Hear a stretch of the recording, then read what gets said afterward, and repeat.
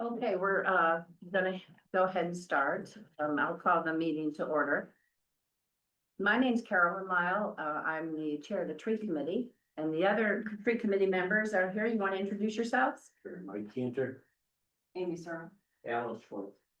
And we have another member, Mark Schwartz, who is not here, and the tree warden, Bill Clappy, who is the director of Public Works, will be coming shortly. He is an ex officio member. So we were reconstituted. There was a tree committee prior to this one. We were reconstituted in May of this past year. And we were able to work with the selectman's office to apply for a grant. And the grant was for a tree inventory. It's a partial inventory, and I'll explain to you what that is. And in order to get the match, we want and need public input.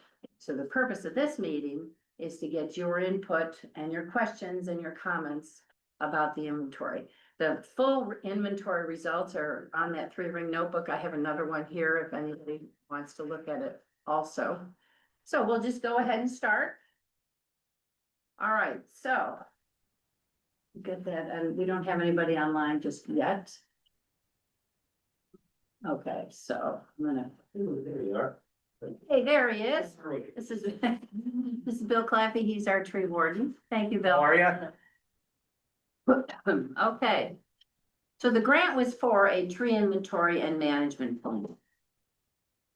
So we were awarded a matching grant from the Department of Environmental and Economic, DEEP, and the grant for the community foundation, the community funding grant is $10,885. That's half of what it cost us to get this inventory. So it was a matching grant.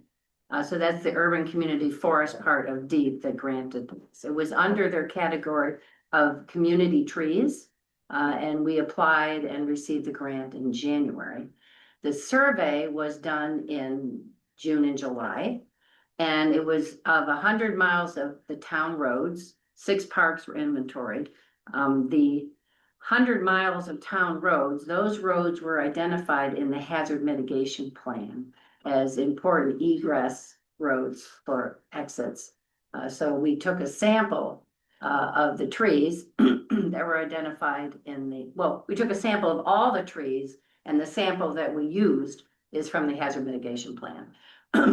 So this is a partial inventory. We're hoping to do more inventories as we proceed. However, it's for building up the community tree canopy. One of the reasons that the tree committee was reconstituted, along with a new nonprofit called SOS Trees, they collaborated about data with regards to the tree canopy. The old Saybrook tree canopy, according to American Forest Tree Equity and the USDA tree canopy data for in early 2000, I think it's 2021. We have a very low tree canopy. At that time, it was 47%. That is the lowest of our neighbors on the shoreline. It's also the second lowest in Middlesex County. So with that in mind, we wanted to focus on our trees in Old Saybrook to try to preserve our trees and also build the canopy. This is a database now of town-owned trees. So we started with the database, which is a way to manage the trees in our town. And is critical for zoning code enforcement, plan of conservation and development, Conservation Commission, and an implementation of the hazard mitigation plan, because trees are part of hazards in the town. So there were 1,208 trees inventory, 609 in the parks, and 599 in the streets. Pretty much all the parks were inventoried, and that is the peripheral of the populated part of the parks that were used by the population. So it's a fraction of all the trees in the town. You can see that the most common species were red maple, eastern red cedar, red oak, black oak, and white pine. And the report goes in detail of all the tree species, and it's on, and if you want to take a look at it, eventually it's on page 5 of all the kinds of tree species Red maple is by far the most numerous. The smallest tree population of the roads and the parks that we looked at were crimson king maple and Norway spruce. The next most popular tree in this area was eastern red cedar. 127 trees were considered invasive, which are non-native trees that can crowd out native trees and also bring unwanted insects and diseases. So the population itself, the caliper of the tree, which is how wide the trunk is, and that's another chart in the database, they peak at 5 to 17 inches in diameter. Peaking means the majority of the trees are between 5 and 17 inches. So on a bell curve, here's the bulk of our trees are between those diameters. And that speaks well for a stable tree population because these trees will grow into more mature trees. So that's a good thing. 97% of the trees are in fair or good condition. There were 70 trees that were poor, and 21 trees were deceased. And the hemlock woolly agilid and the beech leaf disease were observed in some of our trees. Mm-hmm. And so the report talks about how to attack those two diseases. Can I ask you? Yeah, sure. Is the report available online? Yes, it is. In its entirety? Yes, it is. Thank you. Yes, it is. As a matter of fact, it's in two places. If you go to the homepage, there's a place that says reports. If you go to land use, you can also get through to the report. And if you can't, just call the town or let me know. But this whole report is available online. So you can see the combination. You can see that the tree composition, as I read.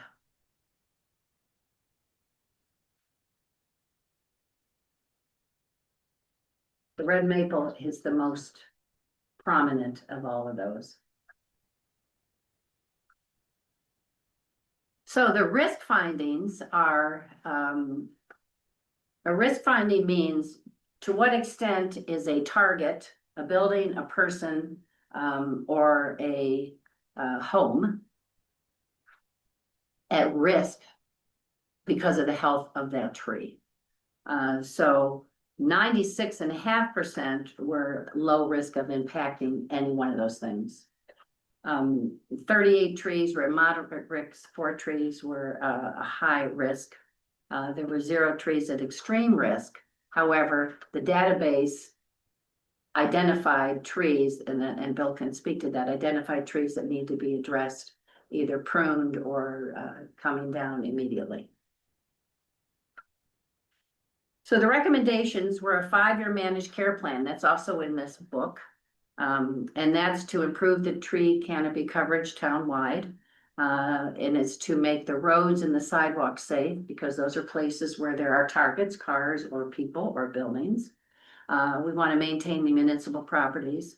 And also the recommendation is after a storm event, reassess all the trees. Because the database that Bill is working with is as of July 18th, 2025. That's the recommendation. And then we maintain and update the tree inventory, which the tree committee is working with Bill to update the tree inventory. So there's 607 trees in need of attention. And this will be according to priority. 2 needed immediate removal. 19 were high priorities, 43 medium and 76 low. So it was either pruning or removal. There were 27 high, you can read the numbers up there. And in year 1, which we are in year 1 from 2025 to 2026, it's we should address the high priorities, removals and pruning, and treat 2 of the trees for beech and for the beech leaf disease. Then we move into medium priority, assuming we get all the priority 1s finished. And then we go into from 3 to 5 low priority recommendations. And then to develop a tree planting plan, because we want to keep our canopy, we want to replace trees, we want to grow trees for the future. We have a lot of mature trees. And we're gonna prioritize the underutilized trees, which are the list of underutilized trees is in here, but there's a book that the town has put together. It's called the Green Old Saybrook Community Tree and Shrub Planting Guide, which is also online. And that's a wonderful book of trees that are good for Old Saybrook. It tells you a lot of information about those trees. So we consult that book. SOS Trees consults that book when we identify trees to give away. And then a couple other recommendations, to send the Department of Public Works and the Parks employees to a class to learn proper pruning methods. Get an ISA certified arborist on staff. And to include removal and or cutting of vines, because vines will choke out trees. And then also conduct a visual of high use areas where there are targets following a storm event. So that's the overview, sort of the bird's eye view. Are there any questions or comments? And yes, sir. I'm curious about invasive trees. Yes. Does the report list what the trees are that are considered invasives? Because in terms of the interaction between public property, trees on public property, and a private landowner would really like to know what those invasive trees are. Because they could be, they could be removed on private property and help the overall town. Yes, so there is a database of 1,208 trees. However, there's a database of 607 trees that are going to be managed. And in that, some of those trees are identified as invasive. 10.5% of the trees in the inventory of the 1,208 are considered invasive. So we can drill down to the database. It's also, you should know that it's not ready yet, but the database will be in MapGeo. So you can go to MapGeo and literally look at trees that were inventoried, and you can learn about each of the trees. Now, I know Chris Costa's working on that. We got it in an Argus file. And so there will be a database. I'm gonna check and when that ready. Yes, right. The interactive map is already available online through the report. So there's a line in there that says to get to the interactive map. Oh, it's there? Click on this link and then it brings you to some link on the web. And, Okay, all 1,000 trees are mapped out. You can zoom in and click on individual trees, see what the recommendations are for individual trees. okay. Is it MapGeo though? So Save a Tree provided an interactive map. Yeah, it's not a satellite view map. Okay, Um, okay. Right, but it doesn't have the addresses. The actual address of the show, shows the tree with a little dot. Right, but you can zoom in and you can see what it's next to, and it's on by street too, you can tell by street, but no, it doesn't list the individual property address. But on the map, every tree is numbered. Right, yeah, I saw that. And the trees that are numbered align to the database of Save a Tree database. But I know, do you know the status of where we are, Bill, with the MapGeo? I believe they're still waiting for Saybrook to finish changing everything over. The technical way is the way that Saybrook loaded it into their file was different from ours, and we needed different information to be able to make it mesh with ours, so. But but the interactive map that Ray's talking about came from Save a Tree. And- Page 3 of the report, it says the inventory database has been provided as a separate Excel file, so I don't know if that's publicly available. But the web app for the tree inventory can be found at ArcGIS, Right. OML, etc. Now, another thing somebody was asking about invasive trees. There's a link here about what they called invasive trees. So page 2, it says group website was used to determine invasive. This big long Yukon invasive plant species list.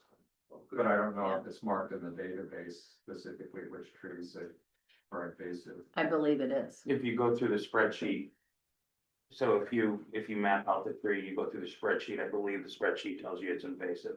It might be on the interactive map too. Yeah. Well, if any of you are interested in the actual spreadsheet, mark that on signing in.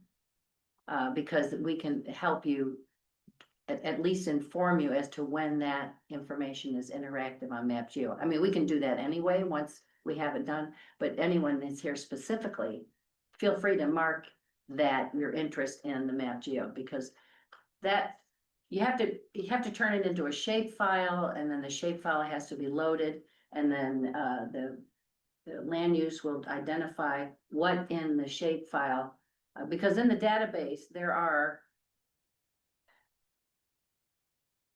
19 fields per tree. So some of that, is gonna be a little bit more informative in the MapGeo. But the Excel spreadsheet will have per tree, there's 19 fields. All the way from management objective, priority, is a sidewalk lifting, is there overhead wires? I mean, that's all very interesting, and we do have that data. And it is available to you. We're just trying to put it on MapGeo, but if you're interested in the actual spreadsheet, just let me know. And then you can sort it. Then you can sort it, and you can, however you wanna do it. Yes, Sarah, Well, I, two things, one of them, that on the block of 1400. They took down 4 or 5, I'm not sure, huge old trees. block of, 14. Heading out of town towards Westbrook on your left. I was shocked to see that. It wasn't for a sidewalk, and could they not have done something to go around? I mean, seriously, that to me was very devastating. Number one, just a concern of mine.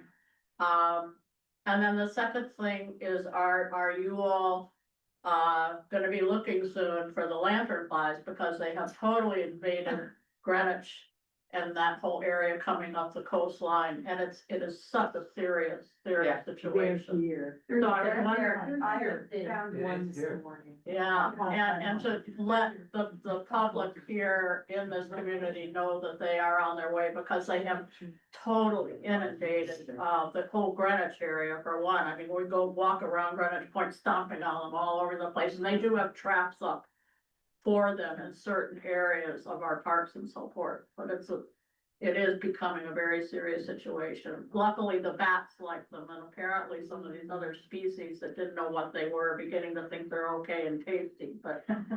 But there's an article in Harvard News that just came out today that talks about it, has the pictures, so. Oh, I good. think, yeah, I mean, it's, but any one of us, you know, or whatever conditions, we can just keep harping on. Yes. But the article had, you know, contact the state, report it, all that sort of thing. But pretty important. Yeah, be on the lookout and stomp away. He Yeah. got very clever at killing them. They're- Yes, Kathy. Yeah, one of the problems is the tree of heaven is their primary host. That's right. And we have, you may have counted 30, or I didn't hear the number exactly, but I personally counted 100 on town property, and I know your survey was not all town property. Correct. I do well understand that. But the point is that tree of heaven is really important to one of their life cycle stages. They have 5 stages. Yeah. And one of them is very dependent on tree of heaven. Not that they can't use other trees. They've been known to host on 70 other species. Yes, they do. Many of them native, but to put a priority on that would be a really good thing. Yeah, they started cutting them down in Greenwich Point, the tree of heaven trees. And areas of different parks there to try to. But yes, you're right, they've been going in, and you can witness it, you can see these trees along, for instance, in Old Greenwich. Along the avenues where they went in, and these trees are just literally dead. So, Bill, do you know, has there been any discussion about this, about the lanternfly? So there has, and you know, I was gonna bring that up, maybe possibly looking into the traps, but. The tree of heaven there are some locations that we know of Certainly Okay. maybe that variety. we're gonna be taking some action on. We're trying to take some They're action. like getting in where they can. It's a very So Bill- specific way to kill them. So Bill do you want to repeat that for the audience? There has been some talk about, working on the tree of heaven. It's a process to do it, and it takes time. You know, I have heard of the lantern flies. I haven't seen them here yet, I have but, floating around in North Cove yeah. a lot. They're Oh, here. yeah, They're here. Wow. oh, yeah, I passed. Well, that's good to know. I mean, this is something that, I mean, these are your comments. These will be in the report. And yes, go ahead, Amy. Well, we probably should put something out, like, you know, when we, like a flyer or something, because when we went to Vermont, and that's the first, we heard of it last weekend when we went to Vermont, and they had a flyer out, and they said, if you see these, kill them. You know, Will they go after, just deciduous trees, or do they go after pine? They go after trees that have, sap that is sweet, which is many, many trees. The state has published a list of 70 trees they've been identified on, not all in Connecticut, but it's been, as you know, for 15 years now. They've been in the country and people have studied them. So they go after, grapevines are their favorite snack, and they've ruined orchards. Now, we don't have any orchards here, so they won't be attracted to that. But they are very, very interested in maples and other trees that have, so that red maple population could well be changed by this. The key thing that people need to know, the person next to me just asked, well, can't you just spray the trees? The answer is no. What you have to do is, it's a procedure where you hack the trunk and paint it with a chemical. It's translocated down into the roots and it kills the tree. And when the tree is dead, then you can remove it. The reason being, it's a clonal tree. It will put up many, many babies. If you just go along and cut it off, it will just put out tons of new shoots. My neighbor had one for years. They finally did the right thing. They took the whole procedure, they took it down. But my lawn, I pick baby tree of heaven out of my lawn. It comes under the road and up into my lawn. So it's that kind of a tree. It's clonal. But only the tree of heaven. Tree of heaven is clonal. Yeah. And tree of heaven is the primary host. It's a Chinese tree and the. Or, yeah, tree heaven, very nice. So it came from China and it came from the same region of China that the spotted lanternfly came from. So there's an affinity based on, I guess, just evolution. But that's the situation that everybody is in with that tree. There's another problem, and I wondered if this was looked at at all. All around town, we have a tremendous number of trees with English ivy climbing up them. And English ivy, it's not as, you know, it doesn't get up and move around, and it looks kind of, you know, picturesque even when you see it. But the reality is that it puts tendrils under the bark. And once it does that, infections get under the bark and insects and kills the tree. So it's another one that it would be really good to put people on notice about. There are trees in some, you know, in some margins of swamps, not swamps, but wetlands. We don't call it swamps. Yeah. But wetlands that have some tremendous English ivy infestations. There was a massive white oak that was taken down about 2 years ago because it was killed by the English ivy. That's just the only way to say it. It can kill a tree of many in less than 10 years. Well, one of the recommendations, and I went back to that slide, is include removal and or cutting the vines. And, Bill, there is a volunteer group that will help DPW do this. And also, it was an SOS trees group and we cut down, bittersweet. And so we can talk later, and we have a date scheduled actually on November 18th. So we can, if there's areas that you want us to go into, because that should be addressed. Yes, Herb. First of all, we'd like to recognize Carolyn and the rest of the tree committee and how much you've accomplished Oh, in a short time, right? You were Ad hoc committee formed in May. Yeah. It is very impressive what you accomplished. I think the inventory is great. Just on the inventory, my question is, seems to emphasize, identifying trees that are dead and managing those. And, also, identifying species, maintaining, maybe improving the canopy, but what about new trees? Yes. Is that part of this as well? Where do the new trees come Also from? happen to have, What, Mike? they just happen to have the right list of that, Say that again? SOS. Well, yes, Yeah. but there is a page in here about planting trees. And it does say that, it should occur in the fall or spring, and, it's to utilize the map. So where we take trees down, can we plant trees there? That is something, and thank you for bringing that up, that is something that we talk in the tree committee. As a matter of fact, there's a town tree that was taken down, and the person that lives next to it wants another tree. The tree on Route 1 that you're talking about, Sally, those are taken down pursuant to a state contract for a ADA accessible sidewalk. For a sidewalk. For a yes, I know. sidewalk. And It's so, sort of like Janis Joplin's song to me. Yeah, You know, but, I know. but the commitment is to plant Yeah, 5 trees there. I know, So that's, that's the state commitment yeah. to plant 5 trees. So the town. They are gonna replace. Yes, according to the contractor, that I understand there will be 5 trees there, but we do have to have a tree planting plan. I do know the first selectman wants to have 56 trees planted for the 250th anniversary next year. However, he wants to count trees that have already been planted in the past year or two. So we don't know how many more trees there are left. A tree came down on Main Street, for a crosswalk.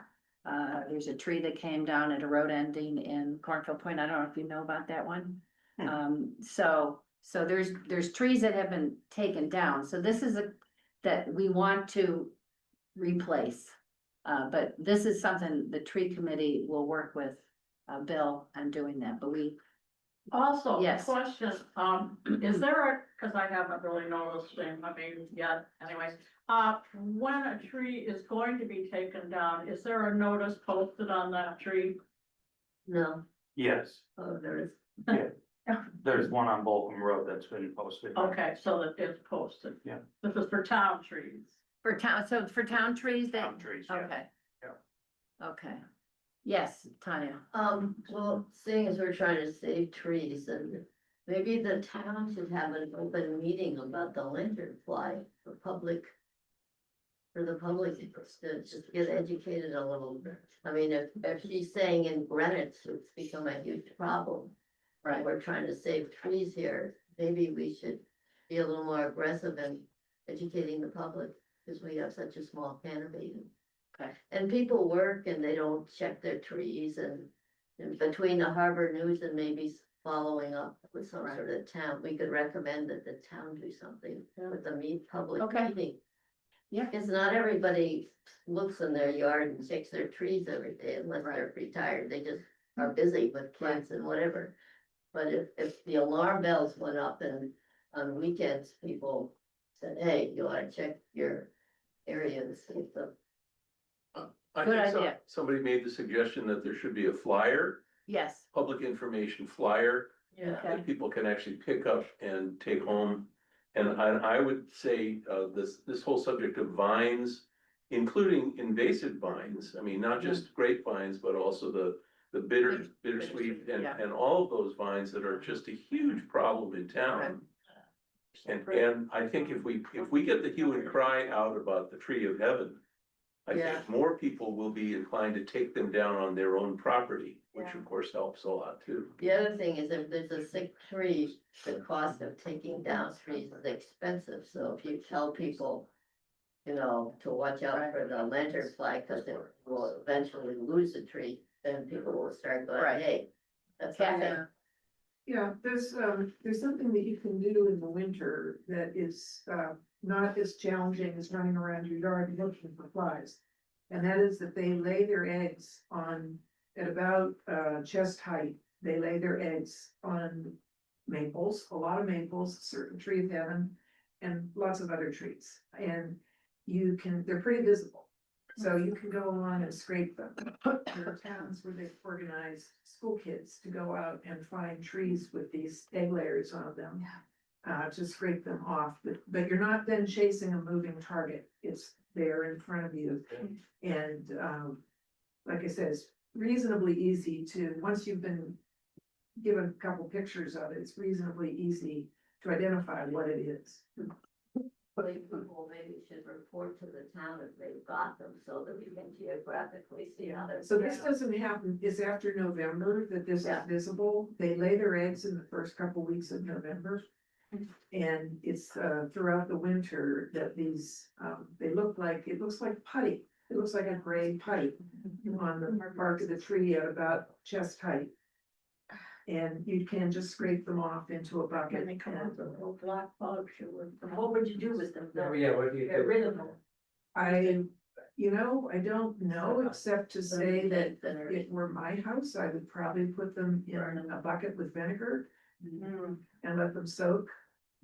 But definitely, people have to get the report in the fireplace, then the town would.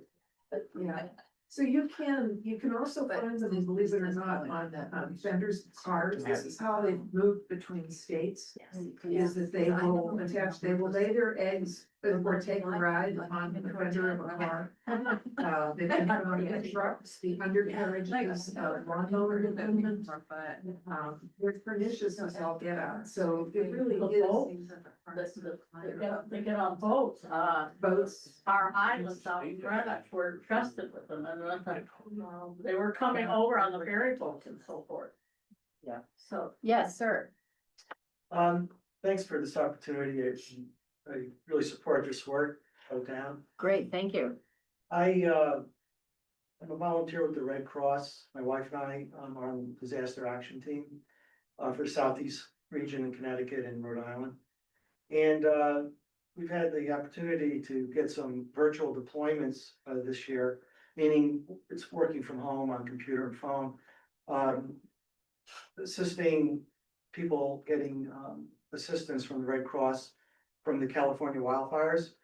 Okay, And I don't know much about trees, just marginally, and I haven't read the report.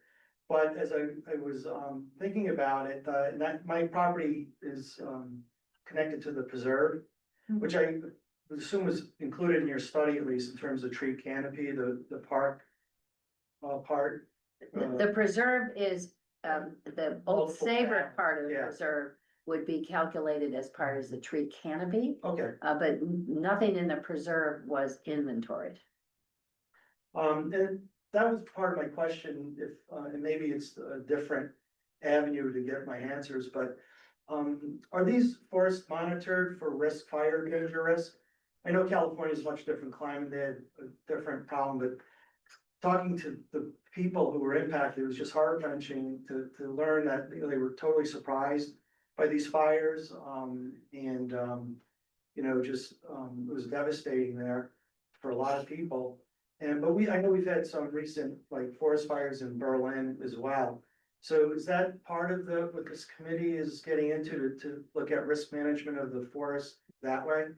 This committee is not, however, we do have members in the audience that are part of the preserve, between Chris and Kathy. Can you respond to that? I can't personally say, I know there's a committee that is, there's a representative from Deep and then Carl, our selectman, and so the state represents what they're doing. I have not heard them specifically say they're monitoring. I don't, yeah. Yeah, so I don't know. Deep does monitor the state forests. My understanding is that they sample areas for conditions. Right now, the whole state is considered to be under moderate fire risk. We did have 155 wildfire starts in 2024, the last of which wasn't put out until February of 25. And as you probably know, one gentleman died, a firefighter died in Berlin. And the reality is that in California, even though, you know, they're on much higher alert than we are. What they do in terms of prevention is work with individual homeowners about how they're managing their home landscapes. And that it, because no matter how much monitoring is done, if we get into a drought like we've been in, and one gets started, then you're on the defensive. And what they try to do is encourage people to take steps to protect their landscapes, to protect the exteriors of their homes. And they're very, very specific steps, none of them terribly onerous, but which most of us don't do because we're not used to that problem in the Northeast. So to learn more about it, it sounds like DEEP would be the resource, and then. You know, the best resource I've come into is there's the wildfire division of the National Fire Protection Association. And, they have bundles of material that they share online for free about some of these steps. But as far as monitoring the forest, to my knowledge, there is Locally, like. no, there's nobody walking, Yeah. looking for matchsticks and, you know. Or management, like. Well, they do Removing- manage the preserve, I mean, the state. No, they don't, they're not, no, that wasn't that whole meeting about them managing and. No, cutting down trees, it's that been delayed. Oh, Okay. I mean, there's a lot of Yeah, aspects to it, sometimes yeah. it doesn't look like, Yeah. No, there is, no, and you know, there's a meeting in 2 weeks, October 7th, to start to talk about getting a volunteer stewardship group together to monitor, not just the preserve, as it 1,600 acres Yeah. of protected open space, forested open space. And the preserve is only 893 of those, I think was the number, which we co-own with the state. So, well, Saybrook is actually the owner of something like 1,200 acres that aren't the preserve, that are forested. And so we need to do more with. the I'm stewardship. interested in this volunteer group, I can get you the information from you. Yeah, October 7th, 6 PM down at Parks and Rec.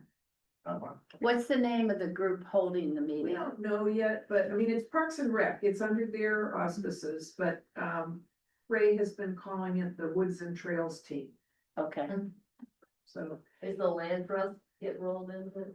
No, you know, they have lots of properties they manage on their own. And it's really a separate function, they own a bunch of property Yeah, all over town. And they do a great job, but it's really a separate thing. they're not talking to each other. Well, So- no, it's not that, it's, No, it's not owned by the town. it's not owned by the town, they take care of what they own, the town takes care of what it owns. But I mean, a fire doesn't know the difference. Oh, well, yeah, I can speak to, so the meeting on October 7th is where? down at Parks and Rec. At Park, you know where Yeah, Parks and yeah, Rec is? so, yeah, Okay, right. perfect. Behind the building. Yeah, that would be good. Or on Shelton Sheffield. Okay, any other comments or questions? Well, I had actually. Yes, one sir. more. Thank you. I'm just curious, on the high priority, it said something about training 2 beech trees. How is that decided? I was just curious, like, how that made the top priority. Based on everything you reported.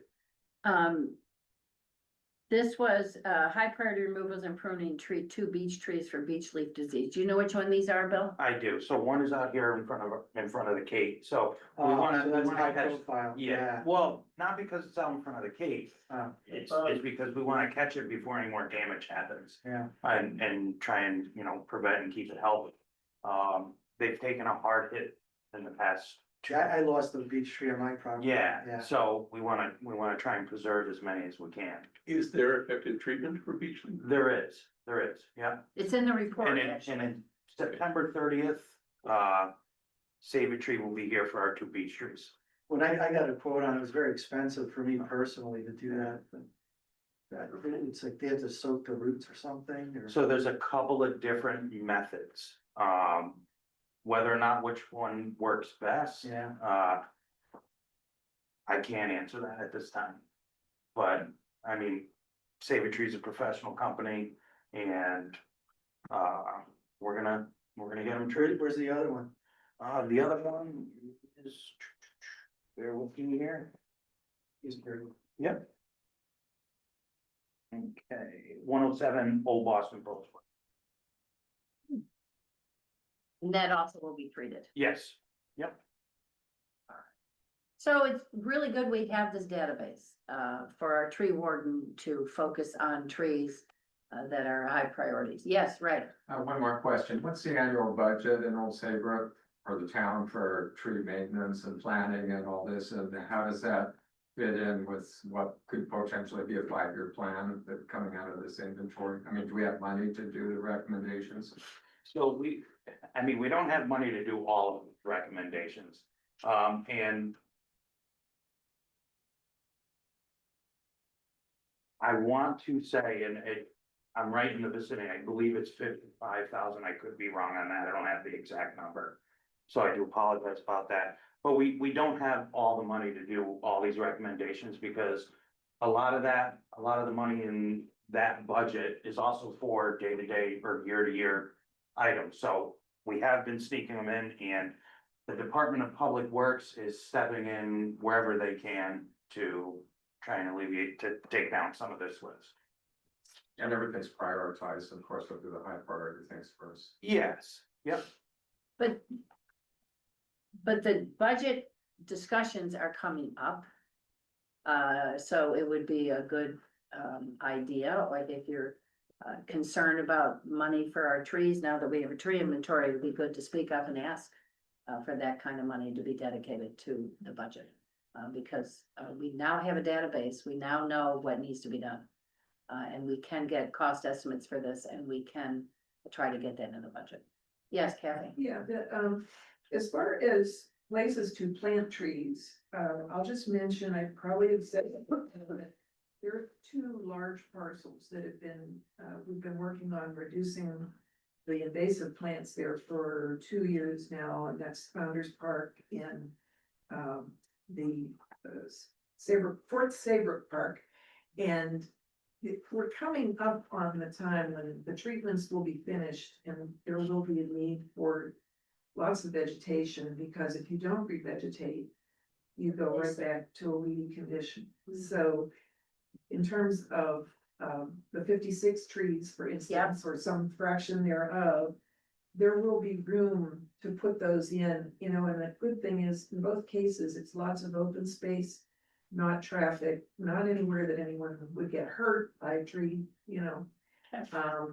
It's pretty optimal situation for any additional trees, if there's a grant obtained for the 250th or anything along those lines. So I just hope that as you're making plans, you keep those in mind. And that includes the parks, right? I mean. That is in the parks, yes. Yeah, yes, yeah, because I know that there's a park and rec budget. Well, that's, I mean, trees in the parks, we have to get approval from Parks and Rec. Yes. But they So, don't have a tree budget. No. The budget we've been working off of to get the invasives removed is an off budget account that Carl holds. It's not an OSPR budget. There is no tree budget that I know of, and Bill, correct me if I'm wrong, under Parks and Rec. Not that I know of. so we've been planting trees. I mean, correct, Bill? Did you want to sort of talk about? We've been planting trees, Parks and Rec, not Parks and Rec, DPW planted 4 trees on Elm Street in front of, Stop and Shop. 5. Five, that's right, because the maple's there. And then where are other places? We did do, so George Street is getting a tree as Okay. well. That's coming shortly. Let's see, we got one. We, put one at Fort Saybrook, yeah. There was one at the end of, Ingham Ingham Road, Hill right. Road, yeah. And there are other places. There are 2, the state took down 2 trees at 257 Post Road, which is in front of Skippers, and next to Skippers. And, the owner of Skippers, his name is Lefty. His last name is, I think it's Tesaroporis. Anyway, he wants trees. And the only way for us to plant a tree there is to get a permit from the state. And I did talk to, Representative Carney, and he said, there's no plan to replace that tree, to replace those trees, and the stumps are still in. So the town, and we gotta decide this and make the recommendation, can ask for a permit to replant trees there. So there's a lot of roads that the state owns, we're a little out of our lane, but we can certainly work with the state. Yes, Sally. Just coming from this other side of it, would it help, well, two things. Would it not help, and I know you did some kind of fundraiser because Rick and I did give, Yes, you did. Yep. to do another fundraiser that could also be an awareness fundraiser based in some headquarters. They do one at Sandbridge Nursery in Greenwich, where they have a whole fundraiser benefit. They raise money and they have a tree contest. And they recognize, also tree, conservationists in Greenwich. There are all these things they do, and I've been sending you some of those Yes, emails. yeah. To try to raise more money for an organization that could then be the one providing, covering the cost of some of this. And the second thing is they have groups, youth groups in Greenwich, during the summer and, more in the summer than anything, that are going out and actually supervise clearing all these areas of invasive plants and so forth in our public areas. And it's really PR, papers and everything. I mean, that's really being seen, which would also help save some of the costs that could then be utilized elsewhere for, you guys. So, Well, there are also, yes, can that happen? This tree committee isn't gonna do that because we're an ad hoc committee of the selectmen. And we're Right. probably not gonna be raising money. However, there is the other committee, the SOS Trees, which is a nonprofit. Okay, It- okay. That, was those what are, we gave. that's, Okay. yeah, that's who you donated to. Okay, But in terms of education, this tree committee can put out education. We can work with nurseries, we can work with schools, we can work with Boy Scouts, Girl Boy Scouts, the Rotary ecology Club. teachers. Yes, we can do that. So that's a really, Yeah, it's a really good idea. There's also potential funding from DEEP again.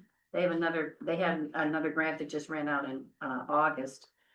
A timeline, and the number 2 priority for the climate action plans for DEEP.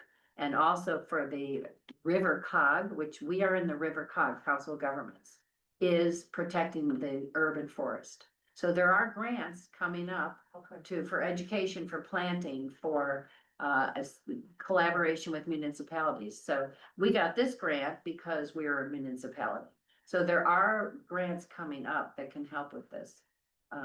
But all those are great ideas that we'll take. We have another meeting coming up on Saturday, but that's great. Yes, Yeah, Alan. so again, I think this is just the start, okay, and I think it's a good start. I wanna just take, as far as we've had a lot of help, as far as the town is concerned. I mean, with this grant, the town helped us, apply for this grant, okay, and, so there's.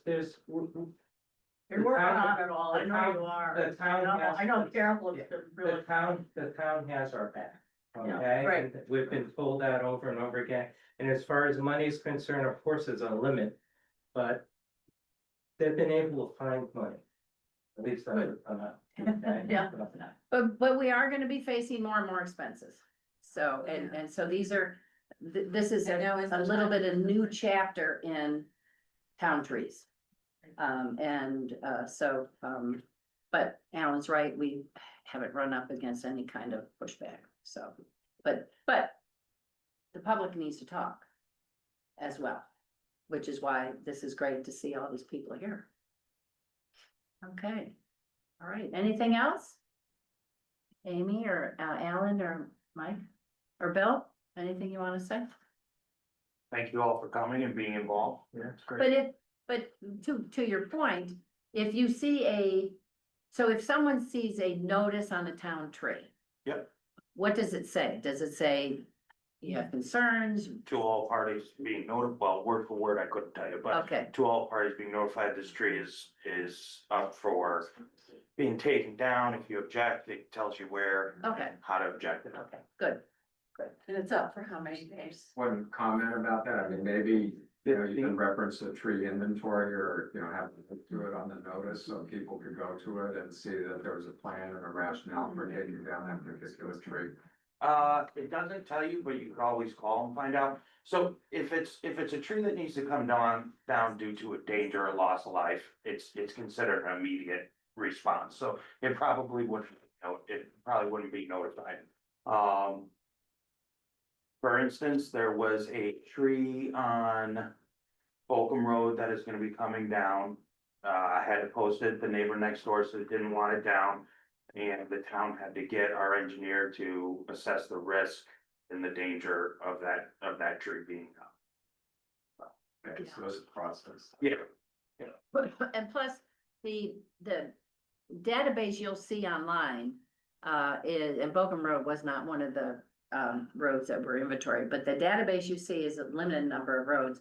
And it's also, we aren't going to update that inventory. So the inventory is the inventory.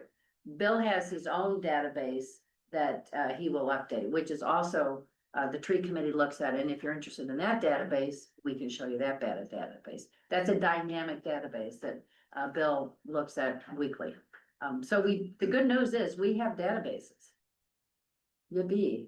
Yeah, just Yes, one Alan. more thing, you know, I mean, this inventory is really basically city trees, you know, I mean.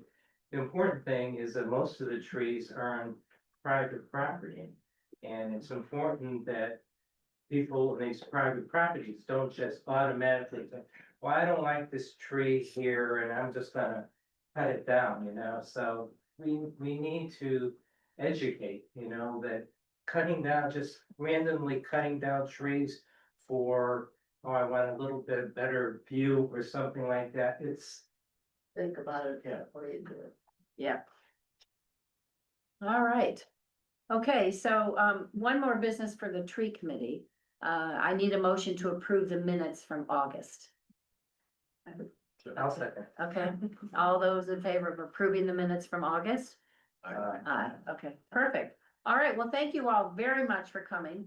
If Thank you you want, for all if your- you want more information about MapGeo, the database, note that on the sign-in sheet and we can get that to you. Okay, and then our next meeting is the end of October. And then we got a lot to follow up on, so we have to coordinate these comments as an addendum to this report. So, and as a matter of fact, it's due in a month. Our progress review for this inventory is due on Monday. I'll fill that in. But then the final report that we have to send the final report, the maps, the database, and what we've done since the inventory, to Deep. So we're gonna have, the tree committee's gonna have to coordinate that. Carolyn, what, so having said that, what is their next step? Is Deep acting on this report or it's just? Yes, sort of well, the- we haven't been, The end of the sentence and say, you've done it. we haven't been paid yet. Oh, that's okay, that's okay. So the town paid Save a Tree was over 20,000. And then, but now the town wants their half. And for them to get their half, we have to do a final report and pretty much send them everything Save a Tree sent them. As well as what we've done, and that I have to report on Monday. So maybe you can send me some notes on what you've done, what you've done with the database since because it's been more than a month. Yeah, then we'll get paid, so. All right, okay, well, thank you very much, we had great input, thank you for caring about trees.